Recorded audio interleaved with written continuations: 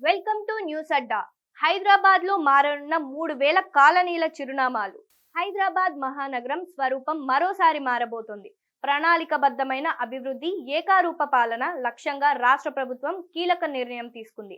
శివారులోని 20 మున్సిపాలిటీలు, 7 నగర పాలక సంస్థలను జీహెచ్ఎంసీలో విలీనం చేసింది. ఈ విలీనం కారణంగా సుమారు 3000 కాలనీల చిరునామాలు మారనున్నాయి. అంతేకాకుండా 100కు పైగా కొత్త డివిజన్లు ఏర్పాటయ్యాయి.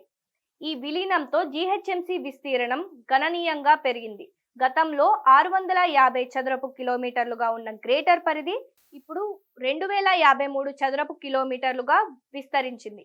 దీనికి సంబంధించి ప్రభుత్వం డిసెంబర్ 1న ఆర్డినెన్స్ జారీ చేసింది. ఈ విలీన ప్రక్రియ డివిజన్ల పునర్విభజనను జీహెచ్ఎంసీ అధికారులు సెంటర్ ఫర్ గుడ్ గవర్నెన్స్ సహకారంతో పూర్తి చేశారు. కొత్త డివిజన్ల ఏర్పాటు, వాటి హద్దులపై ప్రజల నుంచి వచ్చిన అభ్యంతరాలను, ఫిర్యాదులను అధికారులు పరిశీలించారు. శివరాంపల్లిని సులేమాన్ నగర్లో కలపడం వంటి పలు అంశాలపై వచ్చిన విజ్ఞప్తులను పరిగణంలోకి తీసుకొని హద్దుల్లో మార్పులు చేశారు. దీనికి సంబంధించిన తుది నివేదికను ప్రభుత్వానికి సమర్పించనున్నారు. ఆ తర్వాత ప్రభుత్వం ఫైనల్ గెజిట్ను విడుదల చేస్తుంది. అయితే ఇంత పెద్ద నగరాన్ని ఒకే గొడుగు కింద పాలించడంపై ప్రభుత్వం పునరాలోచనలో ఉంది. భవిష్యత్తులో జీహెచ్ఎంసీని 2 లేదా 3 కార్పొరేషన్లుగా విభజించే అవకాశం కూడా ఉంది.